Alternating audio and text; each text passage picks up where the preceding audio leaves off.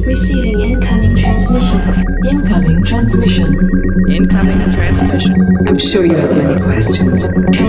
Transmission. Transmission. Welcome to Transmission, a weekly show about the most impactful posts from our Meteor.js forums. My name is Ben Strahan, developer at OKGrow, and each week I am joined by Sashko Stubailo, a core developer at Meteor Development Group. Please note, the contents of this show are the sole opinions of their authors. This show is sponsored by Meteor Galaxy Hosting, a containerized cloud service specifically designed and engineered for Meteor app deployment. Learn more at meteor.com/galaxy. This show is also sponsored by OKGrow, an official Meteor consulting partner building full stack web and mobile apps. Learn more at okgrow.com. Welcome everybody to transmission number 11. 11. We have a secret show that we recorded earlier that we never released, and I'm going to try and talk Sashko into releasing that sometime in the future. But it was basically Sashko's secret to being productive. Yeah, I'm thinking I'm going to put it like an Easter egg. Like you click on the right pixel on our website, then you'll get that episode. I think Apollo should have an Easter egg landing page where you're trying to sell that show for like $9.99 or something like that. That's the monetization strategy. Yes, how to be productive like Sashko. Awesome. Anyway, show number 11. Today we're going to be talking about React Native and Apollo and how those two work together. It's going to be a super interesting conversation.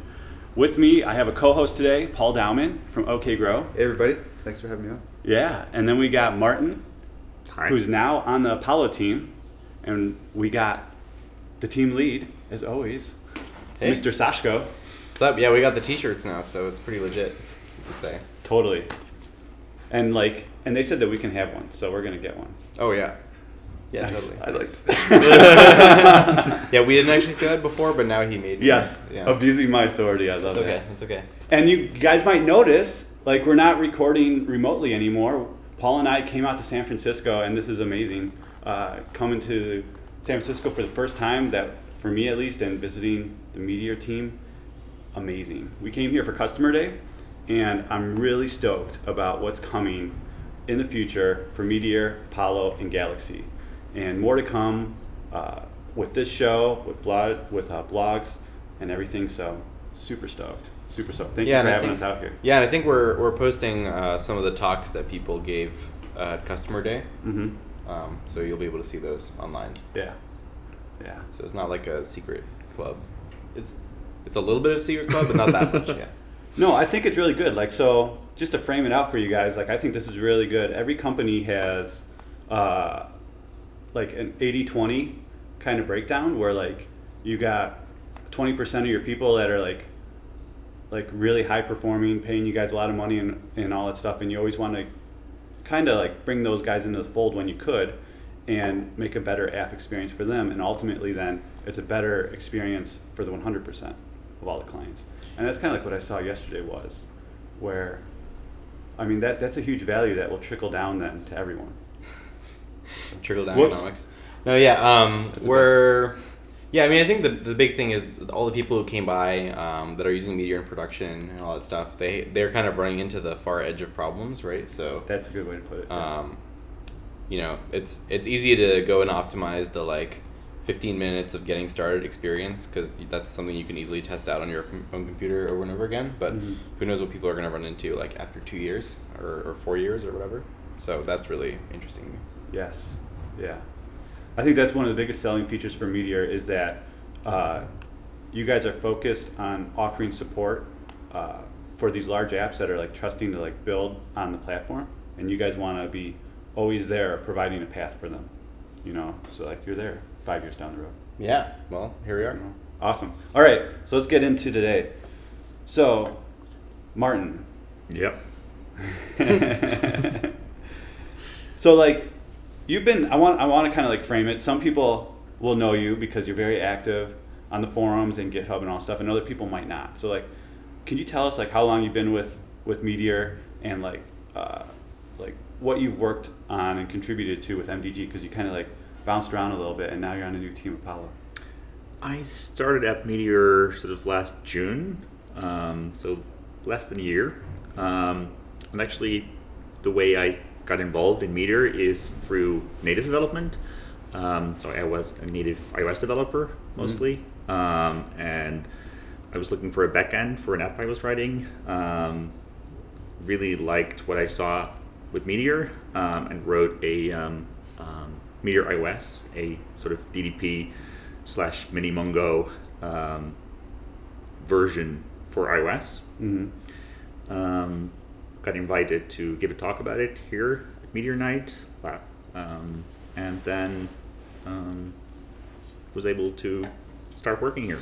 Yeah, that was awesome. Yeah, we were passing that library around the office like all the time. We're like, this is the craziest thing anyone's ever built. Like, yeah, looking back, sort of spending sort of 4 or 5 months, I think, just building that was not the most productive way to sort of work on my original project, but it did get me here. Yeah, worked out in the end. Yep.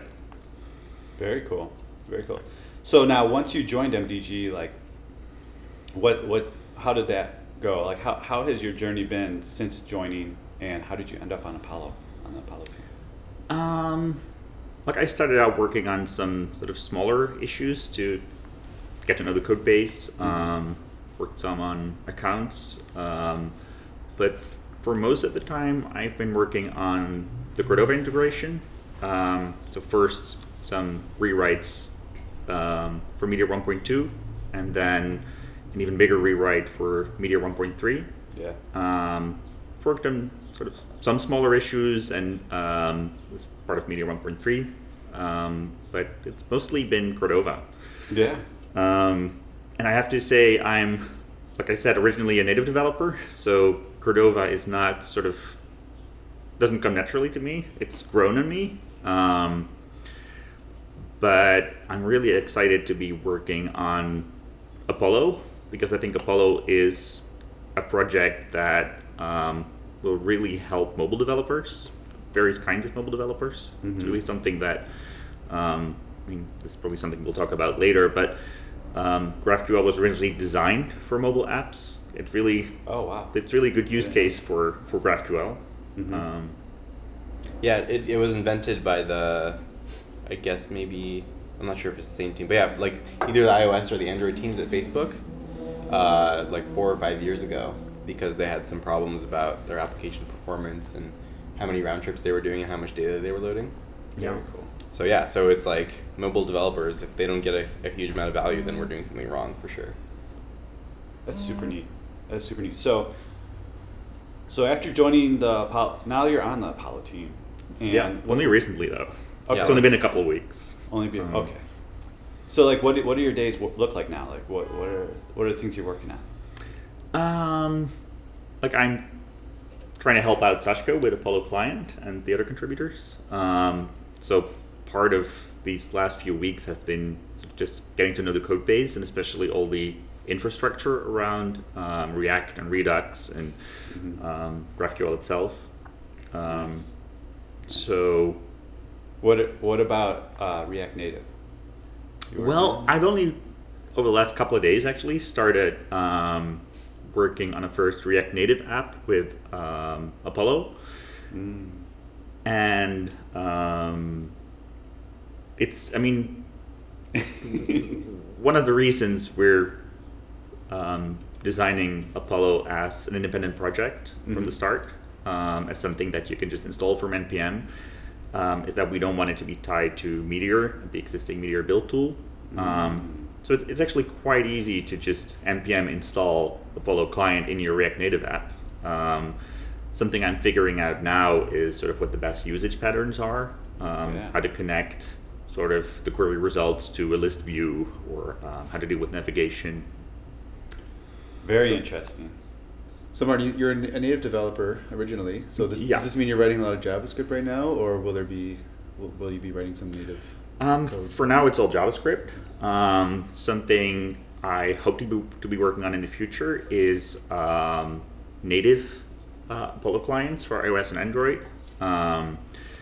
Like, actually, as part of the Cordova improvements for 1.3, I've written, like, most of the code for that was Swift and Java for Android. For Apollo, we're still figuring out what the best approach is. There are sort of it's nice to be able to work in native environments where you have all the power of the platform. On the other hand, there's a lot of duplicate effort.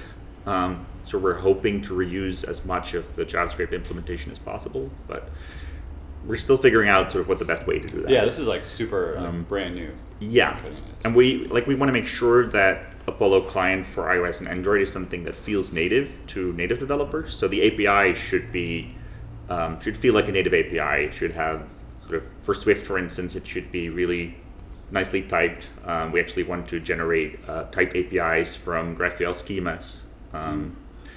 But then as part of the implementation, we may be able to call into the JavaScript reference implementation with GraphQL and reuse some of that code.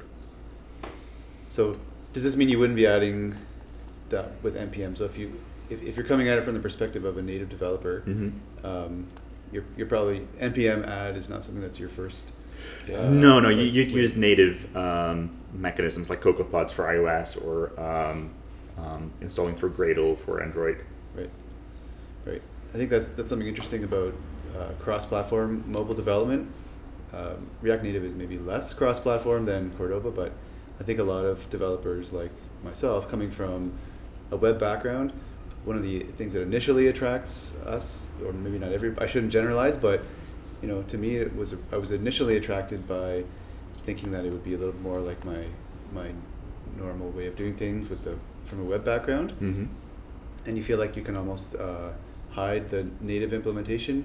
You very quickly realize that you can't do that. So I think it's interesting to come at it from the perspective, make it feel right for mobile developers as well, for native mobile developers. Yeah, there are really different audiences we're hoping to reach with Apollo, and one of them is sort of existing native developers, which is a group that, we have some native apps using, for instance, Meteor iOS or libraries for Android, connecting to Meteor servers.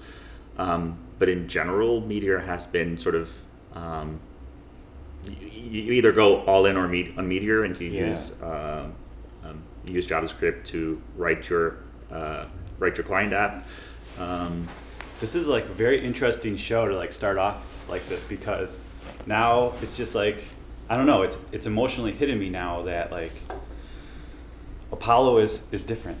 Apollo's going to be like bigger. It's going to be serving a bigger audience. And all that stuff. Yeah, and Definitely, there's another huge different thing that we're targeting, which is kind of like, I think Meteor had this effect where you would like tell your friend about Meteor and they'd be like, oh wow, that's really cool, yeah, but like I can't use it because I have this whole other app that like I can't rewrite, Yeah. And so we're totally targeting incremental adoption as much as we can. So we can go to a company and be like, look, like you have some problems and we're going to solve those problems, and you can start doing that like tomorrow. Like you don't have to wait to rewrite your everything in JavaScript. You don't have to like rewrite your whole backend. You don't have to switch to MongoDB, right? You don't have to fire your native teams. Right, exactly. And you can do it just one app at a time, right? Like you can do it one UI component at a time. And obviously from an engineering point of view, that's great. From a business point of view, it's also great because it means that we can basically get a lot more people using our stuff a lot faster. And I think that actually benefits everyone, because the more people you have using your thing, the more people you have filing bug reports or contributing. And so if we can get some of the people who are in the native development community or in the like React community or React Native or whatever, people contributing to our project, I think that's going to be great for Meteor as well, because it's just a much wider sphere of input pouring into this project. So what has me, so you said a couple user groups that it's great for, and I'm curious now, for someone who wants to like create a prototype quickly with the aspiration of making it like a legit startup, but like they need to iterate quickly and all that stuff. All of a sudden now, there's so many options available to them, and the question is, what's the simplest thing for me? If I'm gonna be that guy or that girl, that person. Oh, sure. And so I'm curious, and we'll frame it in the mobile aspect for now. If what we're working on now, and say like I'm gonna, a lot of stuff is cutting edge. So say I'm gonna build something in like 2 months, right? And you could project that out there. What would you recommend I use, like Cordova, React Native, I would want to be using Apollo. Yeah. But now that you kind of have this wisdom of both sides, where would you recommend people to go? I mean, I think that gets at some of the sort of differences between Cordova and React Native and who they're targeted at and what they're targeted at. Maybe we can talk about that. Yeah. So I think one of the strengths of Cordova is that it's basically web development. So you can reuse all your web development skills. You can easily share code between your desktop apps and your mobile apps.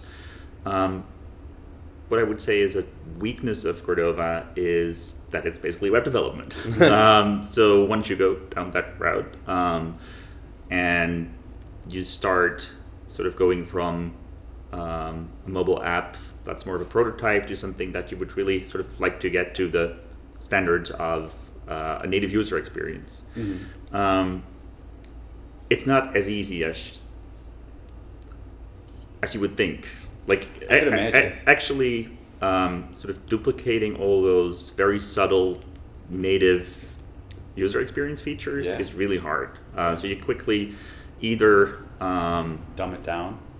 Well, yeah, you dumb it down, or you spend a lot of time on sort of perfecting animations and touch handling. And there's some libraries that may help you or may actually hurt you because they're complex and they have their own limitations.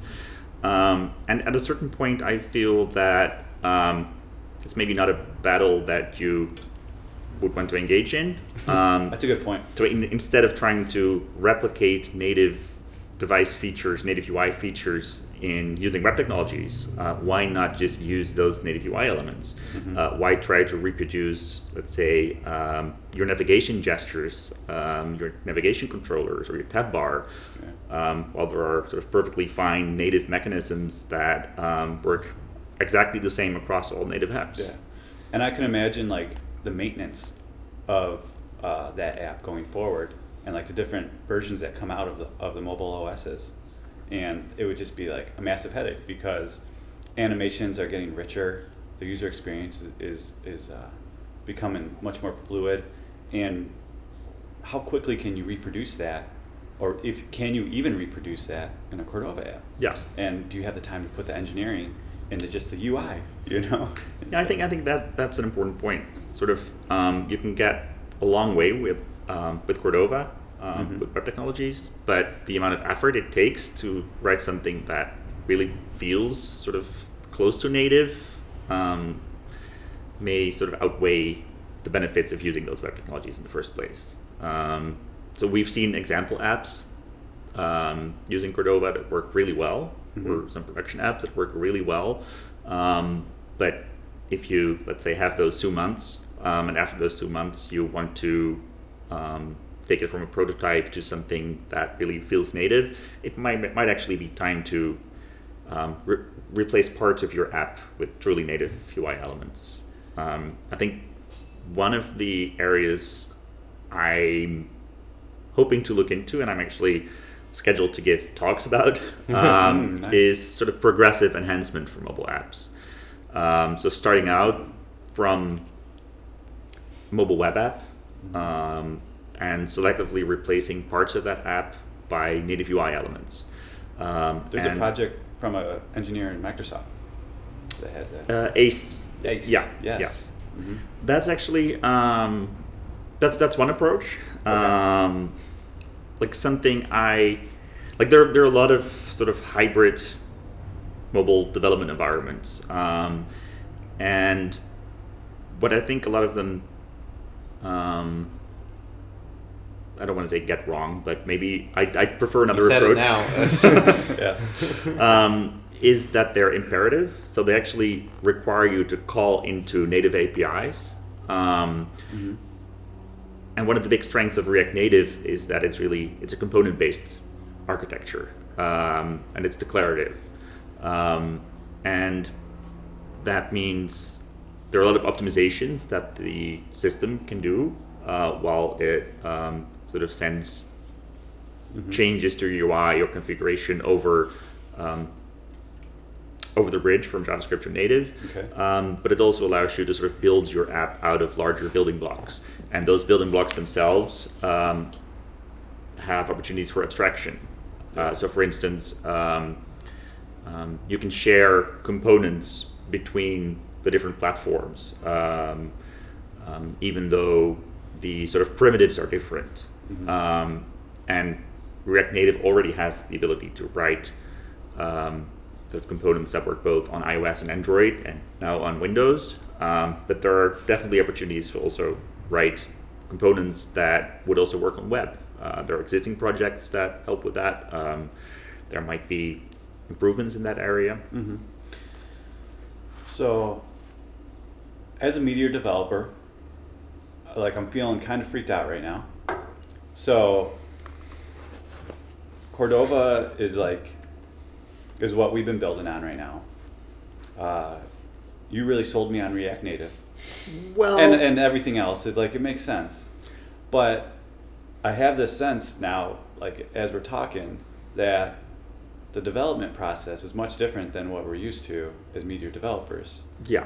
Well, I think there's another angle to consider here, which is like more options doesn't necessarily it's not necessarily bad if you think about it as like what skills do you already have, right? So right now, like let's say the skills you already have are you know about iOS development, and you're coming to Meteor, like obviously it's not going to fit your needs because even though it's like web development, that's like easy from our perspective, for an iOS developer, that's pretty useless, right? Or if you already have a team in your company that knows how to build Android apps, right? Right. You can't really do that. Right. On the other hand, I think like if you're trying to build a prototype and you do know web development and you can share a lot of code between your desktop app and your mobile app, so you get the mobile app essentially for free. Maybe it's not the best mobile app ever. I think that still has a lot of value, right? Which is like, if you're not, if you're building like one of those top-notch consumer apps where like your app is going to live and die by its user experience, Yes. Yeah. then I would say, yeah, like not building it in native is like pretty risky because you never know what you're going to run into. But if you're just trying to put some pixels on a mobile screen, like Like a web line of works business fine. app or something like that. I mean, even like I'm using the Meteor forums on my phone, like in the website, like I'm literally in Safari, like loading it up, and their mobile website, like it works. Like I am able to post things on my phone, and like it's not the best experience ever, but like Nope, they it's didn't not. put in any, is they the didn't way- really put in any work to make that possible. I think. The way I usually put it to clients is that you'll get 95% or 90% of the way with very little effort, very quickly with Cordova. If you think you're going to need that extra 5% for your app to be successful, maybe what you're building at first is a prototype, or maybe you want to consider a bigger budget and maybe a slower development time to get you there, and start native. What I like that I'm hearing and seeing about Apollo and the direction that you guys are going with that is that it's incrementally adoptable. So you can start with, perhaps if you've already got a Meteor app and you're going to easily add a Cordova app to it, maybe as a proof of concept or prototype, or just a way to get that out quickly. If you're building it on Apollo or some of your data layer is built on Apollo where you're moving that way, you'll be able to keep all of that. I understand when you switch to, if you were to switch to React Native. So, I mean, there's definitely sort of independent of whether you're using Cordova or React Native or mixing the two. There's a lot of, it's built JavaScript, so there's a lot of code that you can share, including the Apollo code. So how much would be shared then? Let's say you were to build an app with a data layer based on Apollo, and you were to have a web app that was going to be, some of your UI is going to be web. You're going to have a React Native app, for example. How much of the client code would be able to be shared, and how would you technically do that? It depends on your approach. Like there's definitely sort of utility code that you could share in almost every situation. Let's say formatting code or dimensionalization code, or if you're building on something like React, there is an opportunity for reuse at the component level, and I think that's where some of the sort of exciting prospects of mixing web and native are, because it really allows you to sort of break up your UI into elements that can be shared between platforms, both different mobile platforms and mobile and web, and parts that are specific to platforms that allow you to really make it feel like a platform that's at home on Android or on iOS, or for instance, you would have a completely different navigation structure on your web app, but you could still share sort of the individual items you're navigating to. Okay. Yeah, I mean, one of the things that I think is really cool, like React Native has this concept of that it's not like write once, run anywhere, but it's like learn once, write anywhere, or whatever. I don't know if you guys have heard this, but I think that's another thing that's really exciting to me about Apollo, which is, let's say you're switching over to build your completely native mobile app and you're not even using React Native. Ideally, you know, if you've already learned how to use the different parts of the Apollo stack, like you have your GraphQL server, you have your client, you have your queries that you're doing, you have maybe your editor set up to do fun things with those queries. You should be able to take all that knowledge and put it into your native mobile app. So yeah, you might have to rewrite all of your UI code if you want it to be completely native, because you know it's not a website. But you know the shape of the thing is still the same. Like the way you call the client is going to feel familiar. So it's not like you have to learn, you know, how to use like one kind of API for your web app, and then you have this like other kind of API for your native app that feels totally different. And you could literally share components for the data fetching side of things. Mm-hmm. Yeah, if you have that JavaScript context running, then you could probably share a lot of that code. Yeah, and yeah, I'm really interested in some experiments that that Martin has been talking about like doing stuff like running Redux inside a native mobile app. Yeah. So before we dive into like Apollo and React Native, because like we're right on the cusp to like dive into that, I want to like step back one time and just say like, okay, so now that you're on the Apollo team, and you're not on the Meteor team, what does that mean for Cordova support going forward? I mean, I'm still the one who pays attention to issues. I'll be active on the forum when it comes to Cordova. Okay. So there's ongoing maintenance. There's sort of updates. There are features that we'll still want to add. But it definitely won't be sort of a multi-month effort. Some of the things I've been engaged in before. But I think Cordova is in a pretty good position right now, the Cordova integration in Meteor. But we've really, I would say it's probably one of the best Cordova implementations that you could use right now. Nice. Like our hard code push is really sort of, I don't think there's anything that offers the sort of incremental downloading, the sort of security model that we've implemented. Yeah. So is that something that we could say that, so it's going to be in maintenance, but if there's anything that comes up that needs like a big push or something like that, is that something that we're going to be looking from the community to kind of like be contributing to? I know like the Meteor team is looking at like kind of adopting or rebrand themselves as more of a community-centered team now. And I assume Cordova support would go that route too. That would be the ideal situation. Yeah. I do think that Cordova is sort of one of the more complex areas of the Meteor stack. I can imagine. And it reaches into sort of a lot of the inner parts of Meteor, the build tool, the CLI.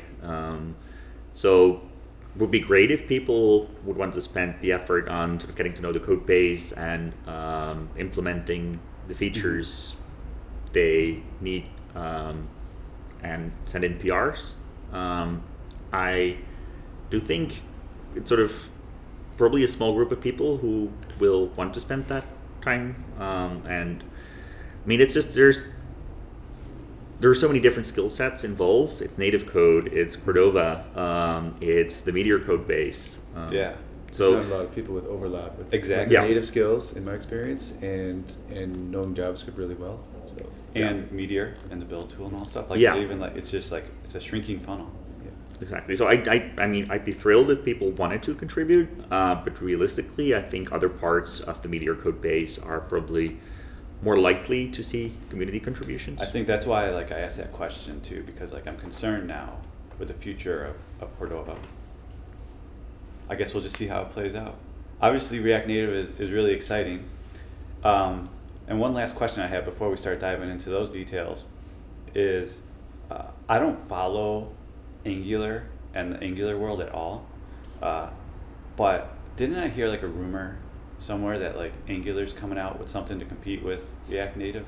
It doesn't really compete with it as much as there are different integrations available for Angular. Angular has a very sort of modular architecture where it supports multiple renderers. There is a group working on writing a renderer for React Native, so actually rendering Angular components to React Native. There's also I don't a group see that, working like- on, there's also a group working on rendering to NativeScript, for instance. Okay. So I mean, I haven't used any of these projects. I'm not sure if they're Yeah. like how production ready they are. Yeah, like Meteor supports Angular, and now like on the Apollo team, we're going to be like making. It sounds like there's going to be a clear path on how to be like having React Native in Apollo, and so that like then makes me like kind of feel, or I'm sure the Angular developers out there are curious. Since I'm not one, I'm not curious at all. Well, But- well, yeah, no, we're actually trying really hard to, and this is in Jeff's talk from yesterday that we're probably going to post soon, is basically one of the themes for this year for us is not to duplicate effort. So we're now constantly talking to the various teams there, like the Angular 2 team and NPM and all that stuff, to make sure that what we're doing is aligned with what they're doing. Yeah. And so, the ideal world is I feel like it shouldn't be on us to build Angular 2 native, right? Even if Meteor supports Angular and Meteor supports React Native, like we can't go out there and build every single combination of different tools that people might want to use. And so, like, just I think collaborating with the Angular team there to make sure that we have a lot of experience talking to people who are building all kinds of different apps, and I'm sure they do too, and just making sure that we're building things that work together nicely. I think that's the way to go. It's a similar question with like NPM, for example, right? It's like you have all these concerns about how does the Meteor package system, like if that's transitioning to NPM, like do you lose a bunch of features or something like that? And like I think the answer is, we're going to work with the NPM team directly to see what we can do about that. Yeah. That makes a lot of sense to not reinvent things that already exist. I mean, you guys have got limited resources, and I think everybody would rather have them focused on where they can make the most difference. But so with the Cordova integration in Meteor, it did kind of encourage or like make that be an official because it was officially supported. It maybe pushed people that way. Do you think that you're gonna do something as an official supported, or just like, are you looking at Apollo or maybe for Meteor as well as officially, whatever that means, integrating with React Native, or is it just that it's one of the many things that you'll make sure that it I works? think one of the sort of directions for Apollo definitely, but Meteor as well, is that we'd like to move towards a more modular world where the different pieces aren't necessarily integrated by us, and it's not something that, as part of the Cordova integration, for instance, we hide a lot of the complexity of Cordova for you, which has benefits, but also means that you're now dependent on us and on the way we've decided Cordova should work, which means that sort of Cordova documentation may sometimes be different. And we definitely don't want to sort of go down the same path with other integrations. React Native, for instance, has its own ecosystem. Has its own build tool that has some sort of great features, remote debugging, hot module reloading. We definitely wouldn't want to force you to use, let's say, the Meteor build tool with React Native.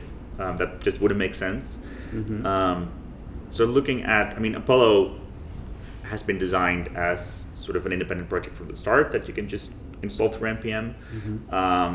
For Meteor, that is something that is sort of next on the roadmap to really try to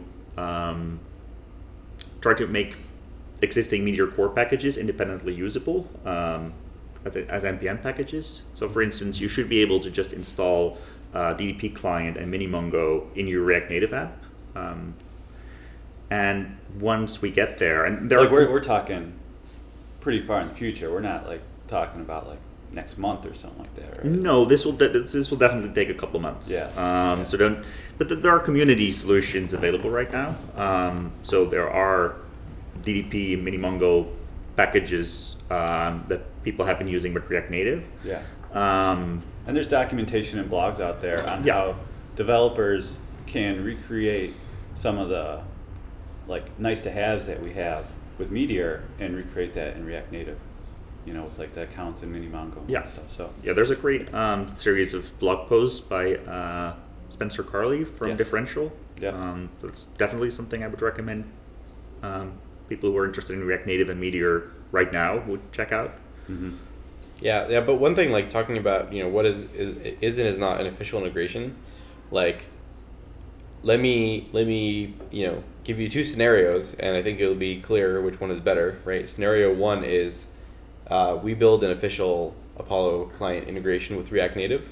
Scenario two is React Native builds an official React Native integration for Apollo client, right? And I think one of those situations is clearly better than the other for most people involved. So I think what we want to do is we want to build some technology that this is probably one of the main reasons we're focusing on this like incremental adoption thing so much, is because if we build a piece of technology that's really, really great and solves a lot of problems for people, then people will be motivated to integrate that into their stuff, right? So it's not like we're going and pushing it on people and saying like, hey, we built this integration, like why don't you try out our thing now? Hopefully people are eventually knocking down our door and saying like, hey, look, you built this cool thing, like how can I make that integrate with what I'm doing? Okay. So we can make that as easy as possible. So that brings up another question for me, which has been in the back of my mind, and I was hoping we would get to. So Facebook also has their own GraphQL stack. They have Relay, and so maybe this would be a good time to talk about Relay and Apollo and how they're different from each other.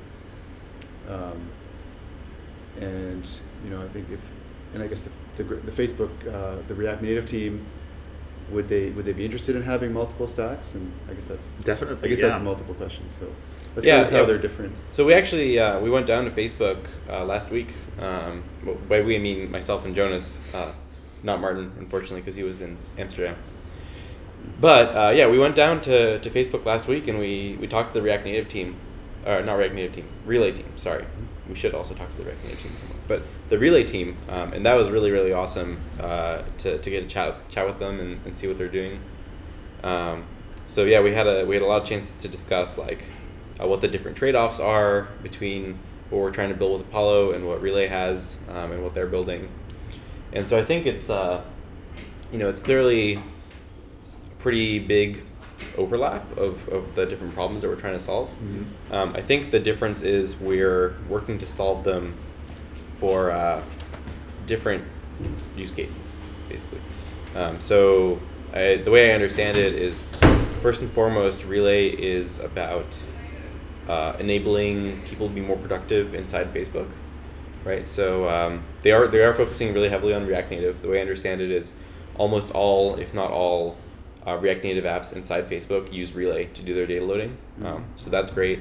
They're also they have a lot of things that work specifically with Facebook's backend, because there's certain ways that Facebook does GraphQL that are different than how the open source version of GraphQL works. Actually, it's one of the things we learned, which is they are when they open source GraphQL, which is actually driven by the Relay team, I heard. So thank you, Relay team, for making that happen.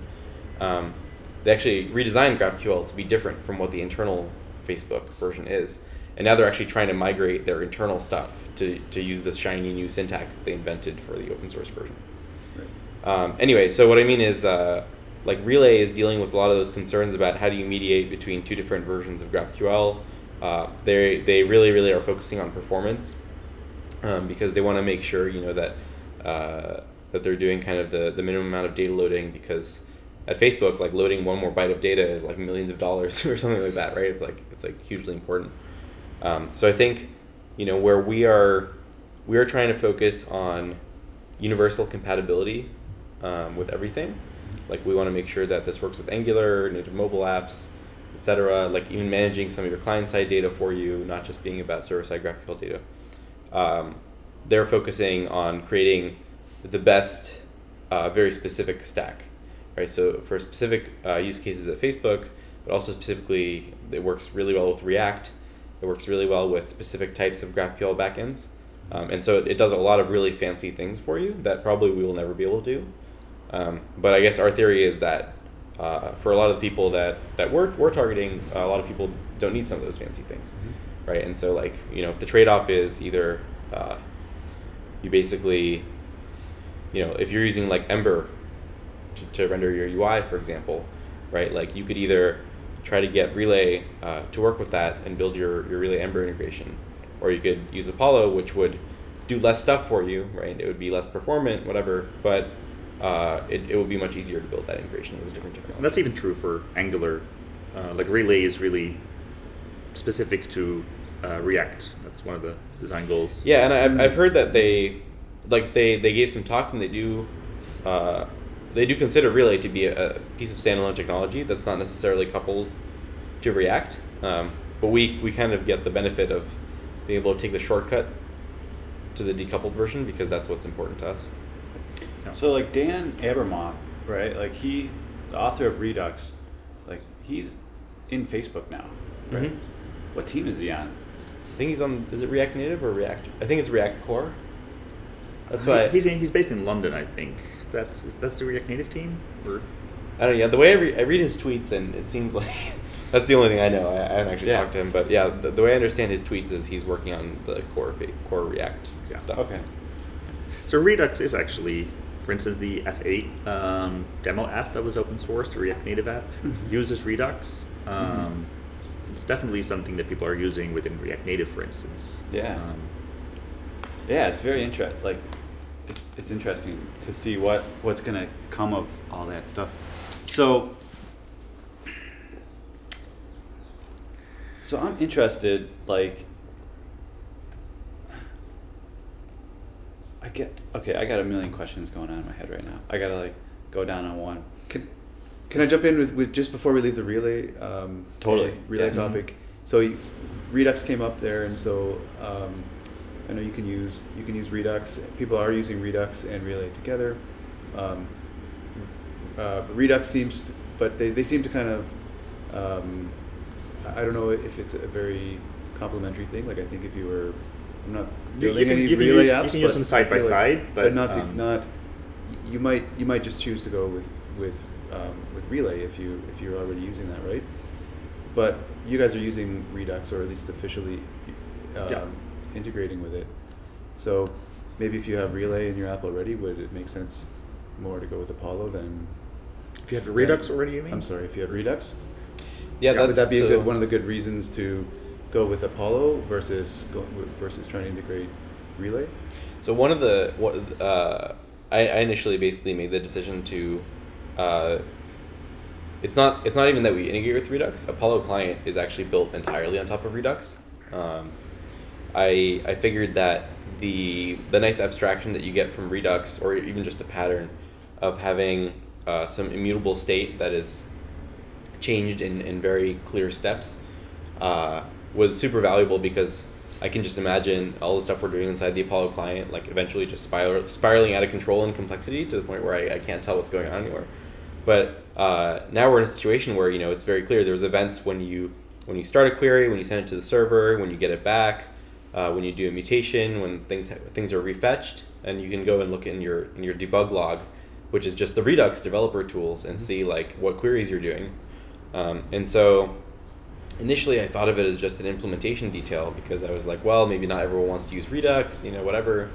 But now just talking to a couple people who are already using Redux in their app, and we're building some of these some of our collaborators are building a React integration for Apollo, which is also heavily tied to Redux. And it turns out that just being able to have one tool to manage both your client and server data at the same time is pretty valuable. Because, for example, you can do stuff like filter your server-side queries by some of your Redux state, right? So if you have a button on your page that's like, show me sort in this direction or in that direction, or filter this way or that way, you just have that button change your Redux store, and then inside your queries you can use that data to pass different variables. And that becomes very, very natural. And then in your development tools, you can see like I changed this variable, I sent this query, I changed this other client-side variable, and so hopefully we're looking to capitalize on that to really build like a super transparent experience where you know exactly what's going on. From a mobile development point of view, something I'm excited about is offline usage. There are fairly straightforward ways of sort of hydrating, dehydrating Redux stores. Oh, that's right. Yeah, somebody's already built a thing for Apollo where you render on the server and then you take the contents of the Apollo Redux store and then you just hydrate it on the client, and now you have server-side rendering. And you can just as well imagine sort of putting that in your initial app bundle that you download from the App Store. Right. That's right. Very cool. So, but there's a bunch of Meteor developers right now that are probably listening to this, freaking out a little bit, hearing all this talk about Redux. And so, if you're using a Meteor app and you want to start incrementally adopting Apollo, you're using Tracker. So, tell me a little bit about how that all works. I know you have an actual Meteor integration and a demo app on GitHub. So.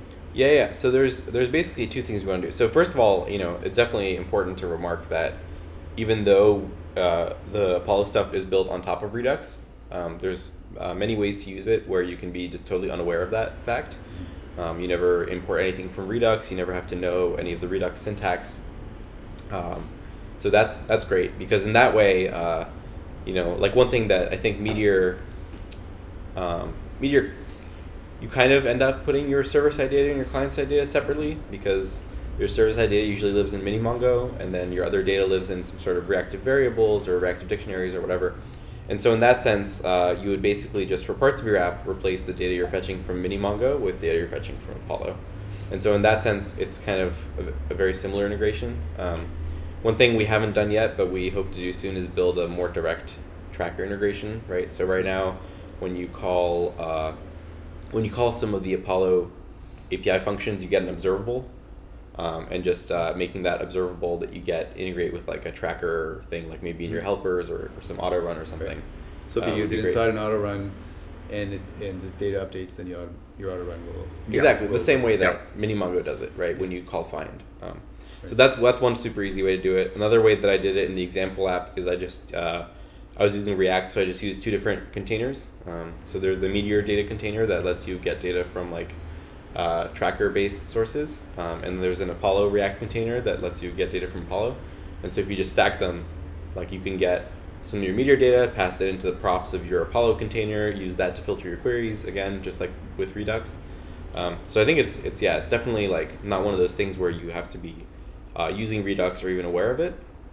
But I think in terms of having a pretty generic client-side data management solution, like the thing about Redux that's not really true of Tracker is you get huge benefits if you're using Redux to manage all of your data at the same time.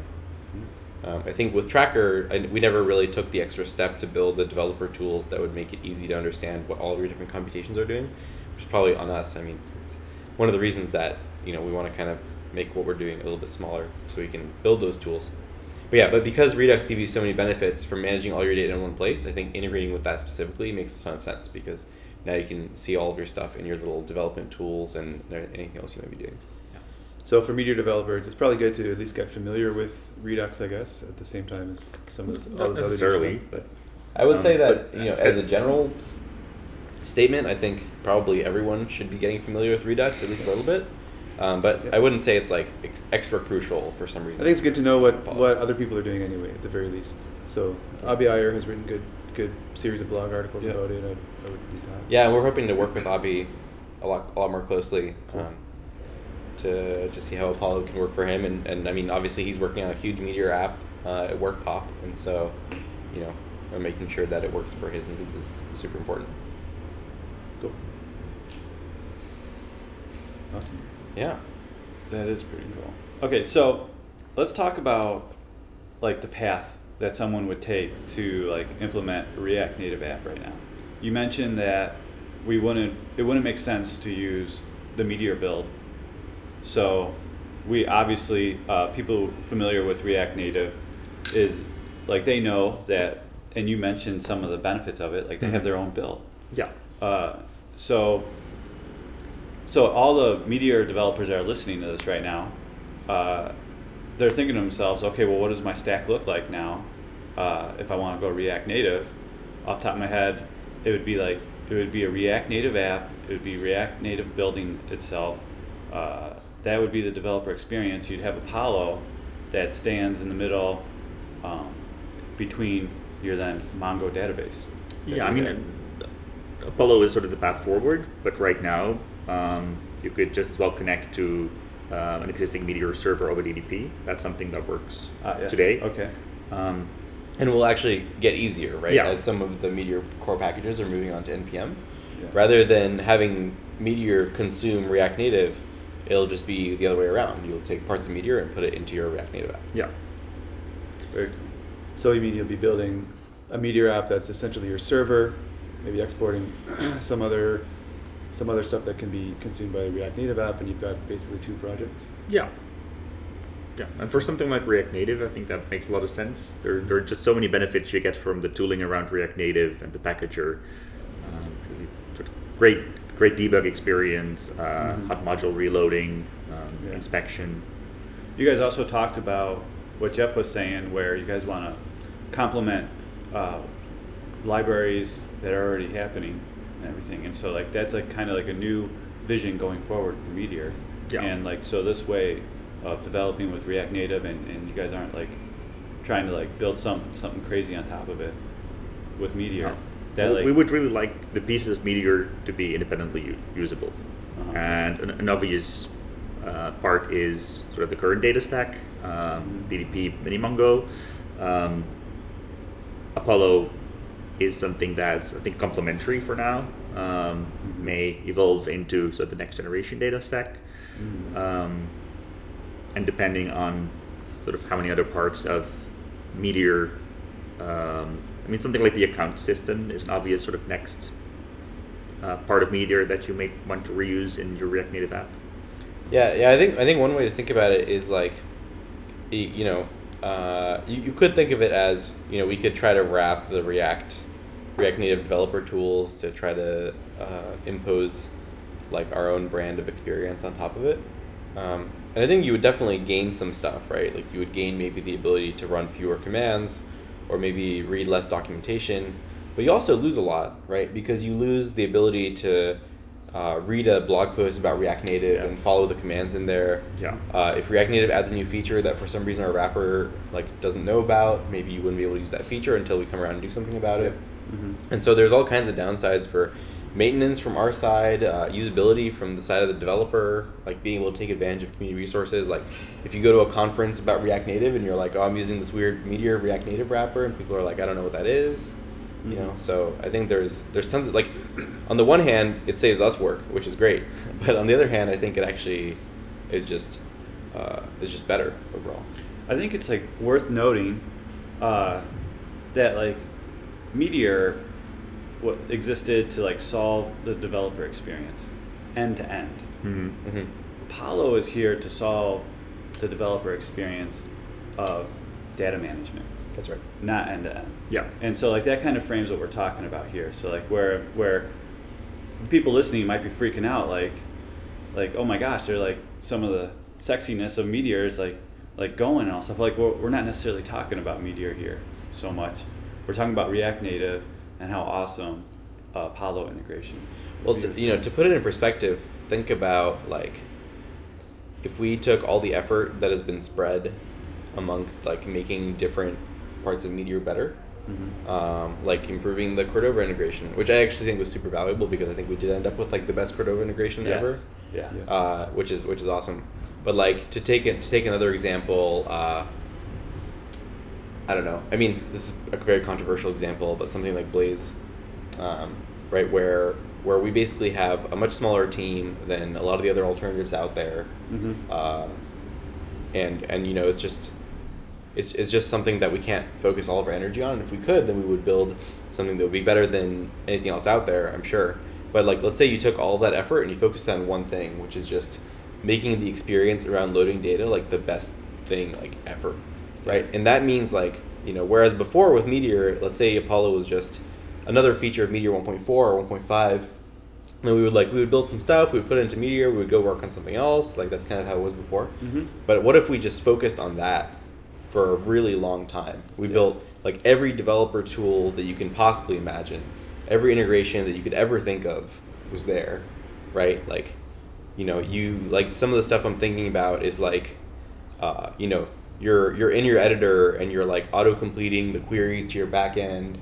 You know, you have like a drag and drop UI builder that like can understand what your backend is doing. Basically, like everything you could ever think of that DDP could do, and there was all these features people were asking for. Like now we're actually going to have all that stuff. And so instead of having a bunch of things that are easy to get started with and like kind of surface level quality of life improvements, mostly for Apollo, you're going to have one thing that will just like completely blow your mind. And it'll just be like, ideally it'll just be something that like, it's not just a quality of life boost, it's something that you like literally can't live without because you don't know how you like did data management before this thing existed. And like the only way to take it to that level of quality is to like really focus on that.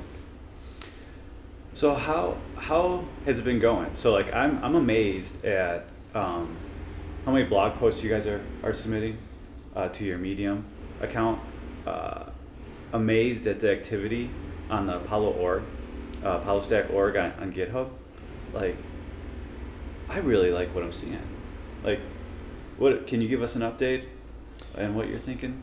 Yeah, so we kind of pulled together to do something that we were calling kind of like an alpha release last week. I guess on Wednesday technically. So now we're finally in the spot where we have a website, we have real documentation that you can actually follow to get stuff done. We have some tutorials, we have some simple example apps. We have some libraries that definitely work. They might not do everything that you want to do, but all the things they do like function and are well tested. And so essentially we've put ourselves in a place where we now have a solid foundation that we can build on to start building some of the actual features. And so another thing that I really, really want to focus on is enabling contributors, like both inside the company and outside the company, like making sure that, you know, our tests are great and they're always passing and they have great coverage, making sure like we're using TypeScript as well to make sure that you know, it's easier to contribute code because you know that you're not making like some weird typos. Yeah, we have basically I want to do everything so that somebody who wants to add a feature or participate in this project is not blocked. That's awesome. So what's remaining? Oh, well, I wanted to say that that's also sort of the process of developing Apollo. It's also sort of explicitly about reaching out to both sort of the community in general, but also people using it in production. We really want people to. We want feedback really early in the process. We don't want this to be sort of a multi-month effort, us locking ourselves in a room, coming up with something that we think is awesome. Yeah. It should be something that's sort of tested right from the start. So people are using it in production? Yeah, why don't I have an answer to this question right now? Yeah, I think next week. So New Spring Church is some of the people that we've been collaborating with from the very start, and we'll be giving a collaborative Meteor Night talk today. Yes. Shout out to James. Yeah, James Baxley, John. Yep. I only know John the Pink because that's his username. I don't know what his actual last name is. Anyway, so basically what happened is we were talking to them because we were like experimenting and investigating what this whole Apollo thing might look like, and we talked to them and they were like, oh my god, like we're building the exact same thing internally, and they were already running GraphQL in production, and so we were like, hey, like this is the best place to start collaborating with people who might be using our stuff like immediately, right? And so they've already migrated some of their apps to Apollo. They're already they're helping us work on the different integrations they need, like server-side rendering, because that's what they need in their production app. Yeah. And so that's just hugely valuable because it's not just like us sitting in a room being like, oh, what might people need in the future? Mm-hmm. They're like, oh yeah, we were building an app and like actually we need this like right now. And so then we helped them build it. They helped us build all the stuff that we want. And like, you know, obviously there's this whole backdrop of GraphQL working at Facebook. Mm-hmm. And so we feel like we kind of know that where we're going makes a lot of sense because that's what Facebook's been doing for the last 5 years. So yeah, it's kind of like, and talking about the beginner developer experience as well, we're basically doing that backwards in the sense that I think we first want to build the super solid technology that all the early adopters and like like luminaries in the community you're going to get excited about, and then backfill that to make the best developer experience. Yeah. Right. So you don't want to end up with something that's like super easy to get started with, and then a month from that starting experience, you're like, okay, this actually doesn't do anything. Like, I don't understand what's going on. So we're basically doing that backwards, where we're starting with something that you can use in production, like for real, and then coming back and saying like, okay, like what is the potential of GraphQL to actually make developer experience like much easier and faster? Because I think there actually is a potential to make something that's to set a really lofty goal, like actually maybe easier than Meteor. Yeah. To the point where like you get a lot of the benefits and not actually much more work. And like the Meteor team is going to be like seeing what you guys make, and then like I imagine, then they're going to take that and integrate it in Meteor, and then again their goal is end-to-end user experience being solid. That's right. And so then plugging that in, and that's just going to be gravy. So for a Meteor developer right now, is there anything missing from Apollo, or would you recommend getting started with it right now, or so you don't support user accounts yet? Maybe that's one. Well, so if you're using Meteor accounts, Right, it's so pretty easy to use Apollo alongside that in your app, so you can pass through there's examples in the docs about how to pass through the login token properly. So yeah, eventually I think we're going to move accounts into Apollo so that everyone can take advantage of it. Right now you still have to use the Meteor one or some custom thing. But I think if you're a Meteor developer, the two things I would say is, first of all, if you are excited about building new technology like this, and this is solving problems that you have for sure, like, and you can go on our website and see what problems we think it will solve. So yeah, if you're excited about that, then we're definitely looking for contributors. That's number one. And number two, if you're doing stuff in your app like loading data from REST APIs directly to the client, or you're fetching data with methods and then like manually using that, I think those are the kinds of things that I would replace with Apollo. I wouldn't necessarily replace all your Meteor subscriptions right now because the experience is just not there. But if you're already doing a bunch of manual stuff, I think this might be better. Right. Yeah, I would say it's not a replacement right now, but it's really complementary, sort of the edge cases of the Meteor data system. Right. Yeah, this is actually directly targeting the places where the Meteor system doesn't work right now. Yeah. So if you want to get data from somewhere else, maybe that's not already in Mongo, then that would be a perfect place to start. Exactly. Yeah, and then and know obviously that you're probably going to run into some bugs, and we'll work with you to get them fixed and all that. Good. Super interesting. So thank you guys for coming on the show. I have a feeling that thank you for coming out here. Oh my gosh, this is amazing. This has been amazing. This is way better than like video chat. This is most definitely. And the editing experience is going to be a whole lot simpler. That was a nervous laugh of the pain that it takes. Yeah. But I'm super excited at the momentum that I see with Apollo, and I think the ideals that you're building this off of is just like rock solid. So like, good job, man. Good job, guys. Thanks. Yeah, I mean we have all this experience, coming from Meteor. A very passionate community, very passionate engineer team here at Meteor.